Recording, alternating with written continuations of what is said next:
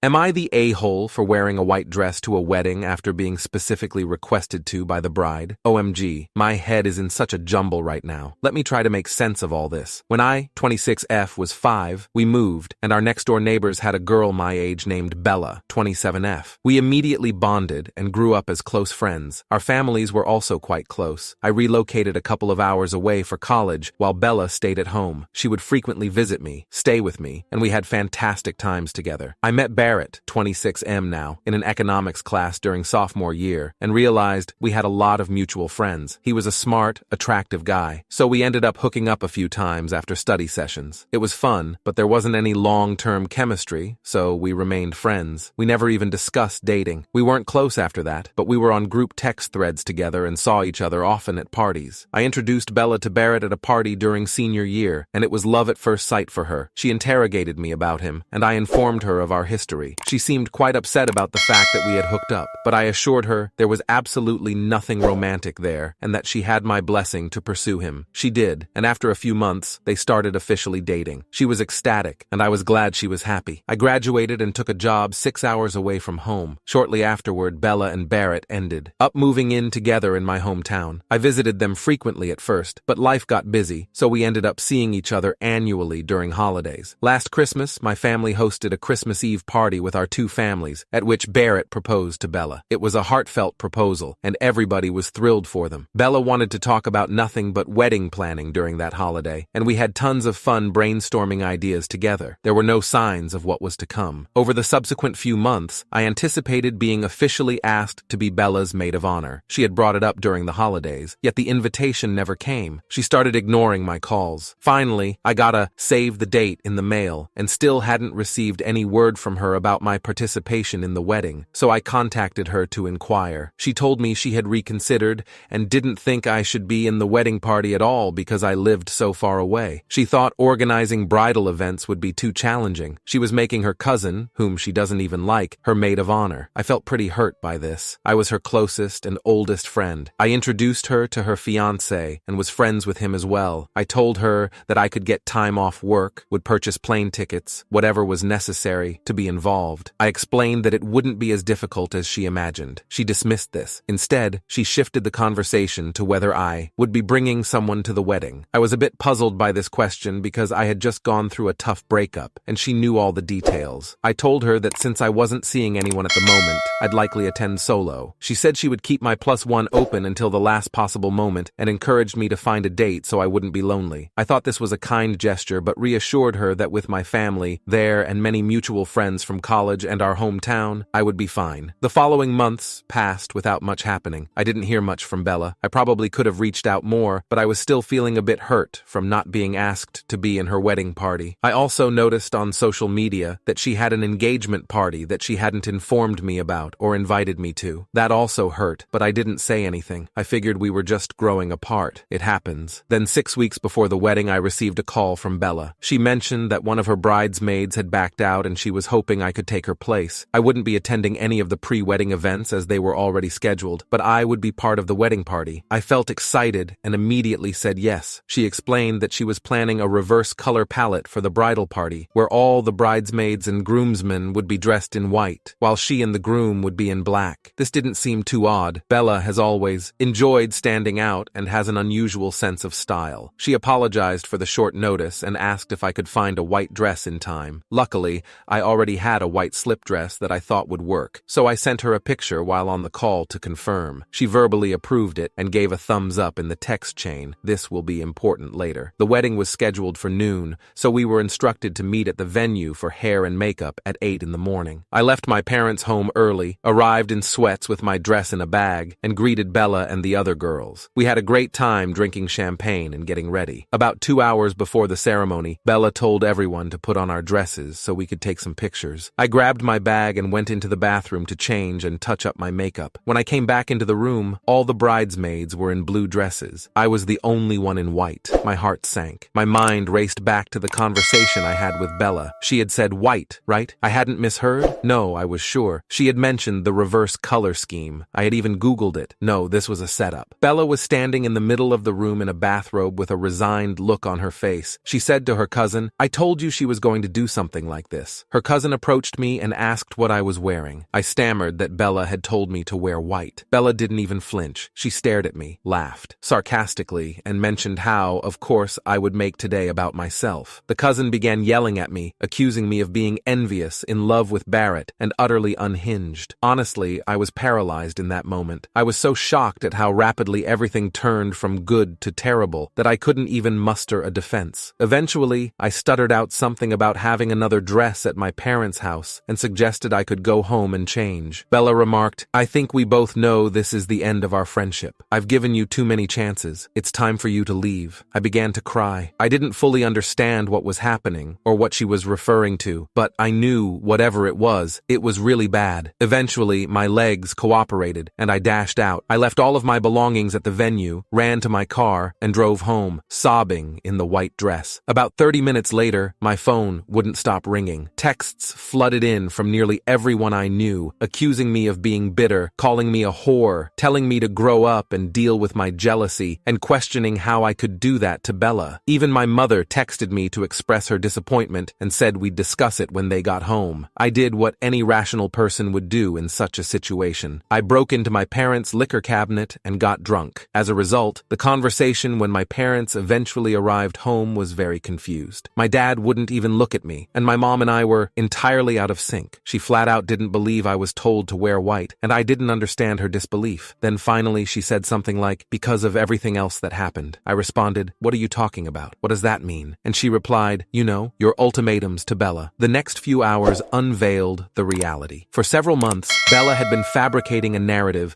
with nearly everyone in my life that I was mentally unstable and deeply in love with Barrett. She created a web of bizarre stories and systematically turned my family and friends against me. My boyfriend allegedly broke up with me because of my feelings for Barrett. Lie, he cheated, and I ended things. I supposedly told Bella to choose between me and Barrett. Never happened. I allegedly said I couldn't be in the wedding party because I couldn't support her marriage to Barrett. Also a lie. I supposedly had a major meltdown before the engagement party, which is why I wasn't there, and so on, lies upon lies. In all these tales, Bella painted herself as the patient, long-suffering friend, trying to cope with a friend clearly going through a tough period. She expressed understanding for my unreciprocated love for Barrett and empathized with how difficult it must be for me to see her marry the love of my life. She went to great lengths to sustain our friendship despite the complicated situation. The deceit had been ongoing for so long that my mom literally did not believe me. In the end, I grabbed my phone, handed it to her, and asked her to go through my text messages with Bella. I asked her to show me any evidence of those events happening. While she was scrolling through our messages, she saw the picture of the white dress I had sent Bella, with her thumbs up on it. I had completely forgotten about that. The absence of any ultimatums or Barrett drama in our texts and the picture of the approved dress changed my mom's mind. She finally believed me. She was horrified that she had bought into a false narrative. She then called my dad into the room and explained the situation. My dad isn't the type of person you want to upset. We had to expend considerable effort attempting to calm him to prevent him from marching next door and tearing the house from its foundation. My mother still believes that I'm somewhat of an a-hole because I should never have presumed that wearing white to someone's wedding was acceptable. I should have checked with the other bridesmaids regarding their attire, which was part of my duties as a member of the bridal party. Fine, I acknowledge that. However, it doesn't alter the fact that I never intended to hurt Bella, and she has been orchestrating this epic downfall for months. The following day, hungover in many respects, I sent screenshots of my call history with Bella and the photo of the approved dress text to several people. Unfortunately, this is where my profession works against me. I am a graphic designer, and people assume that I photoshopped the image. Trust me, if I were to Photoshop some evidence, it would have been a lot more persuasive than somebody liking an image. So essentially, nobody believes me except my mother, father, and one of the other bridesmaids, a college friend of Bella whom I don't know well. She was present during the dress incident, and she found me on social media and DM'd me, saying she could tell from the shocked look on my face that I was honest. She mentioned that Bella had a severe case of COVID at the beginning of the year and had since changed as a person, becoming mean and self-centered. She said the wedding events were terrible and that Bella was a nightmare, and she planned on going no contact now that it was over. So that's 3 people out of hundreds who don't think I'm an a-hole. Everyone else does. My reputation is ruined. My life is in shambles. I don't think I'm the a-hole, but I submit myself to Reddit's judgment. Update. I have debated whether whether to update my post. If you read my update, hopefully, you'll understand why. For safety reasons, this will probably be my one and only update. For those of you complaining about length, I included a TLDR at the end. Before I begin, I need to address a question that numerous commenters had regarding my parents. Many people wondered why my mom would hear all those things about me and not check on me or confront me. It's because I am an apostate. Last year, I left the religion my parents raised me in, which Bella is still a part of, so she has better credibility. My political views also differ. From my mom's and dad's perspective, I was a sinner capable of any wrongdoing because I turned my back on biblical principles. Assume that the larger religious community in this town thinks the same of me. Despite this, I tried to maintain a relationship with my parents. I am an only child. They are my only family. However, there was tension and distance there. For instance, I did not tell my parents much about my breakup because the circumstances would reinforce some of my parents' worst beliefs about me. It's also why I haven't been home in the past year. It's one of the reasons I thought things were strained between Bella and me in the past year. I didn't bring it up because, as everybody mentioned, my post was already too damn long, and this one will be too. Sorry. I would have assumed that the wedding events would further strain my relationship with my parents, but unexpectedly, it has brought us closer. I believe many of my parents' strong opinions of me were more about how they felt. My leaving the church would ultimately reflect on them in the community. But now that the community has rallied against me and the worst has happened, they've closed ranks. They've waged holy war in their church on my behalf over the last few months. It's strangely cemented that my parents actually do care about me, despite our differences as individuals. So in that regard, this awful event has been a blessing. A lot of the awkwardness between us from the past year has diminished, and it genuinely feels like they've picked a side, and that side is me. We had a wonderful holiday together, so in that regard, I'm glad this happened. Moving to the update. Right after the wedding and my original post, I followed the advice of some people and sent out a screen recording of my text exchanges with Bella, all of them spanning several months, to challenge her claim that I was mentally unstable, and shared my side of the story. This led to the formation of 3 distinct groups. First were my high school friends. Many of them are religious and had been heavily influenced by Bella. None sided with me, except for that one bridesmaid who had reached out to me earlier. Next were the college friends who were closer to me. None of them had heard Bella's rumors and immediately believed the evidence. A few of them even mentioned that they had never really liked Bella and that she had badmouthed me behind my back. This was news to me, but also a relief, because these are the relationships I most don't want to lose. It appears that I won't. The college friends who were closer to Barrett just didn't really care. Many of these guys are classic dude bros who are averse to drama, so I'm not surprised they aren't eager to sift through and examine the evidence. There's no hostility from these individuals anymore, but no support either. I can live with that. I've given up on Bella's nuclear and extended family. When I returned for Christmas, I tried to visit Bella's parents, who were like second parents to me as well, and they refused to even open the door. I left a letter in their mailbox, but it went unacknowledged. Overall, things settled into a new normal, and I just focused on my life, my work, and trying to move forward. I went home for the holidays and just spent time with my parents. Life was okay then. On January 1st, I signed into an older email account that I hadn't used in a while to reset a password. In the spirit of New Year digital housekeeping, I began sifting through old messages, planning to close this account for good, when I encountered an email from my ex with the subject line, "I win." I cannot express the gut punch I experienced when I glimpsed that mail. I freeze up now just talking about it. My ex, let's name him Matthew,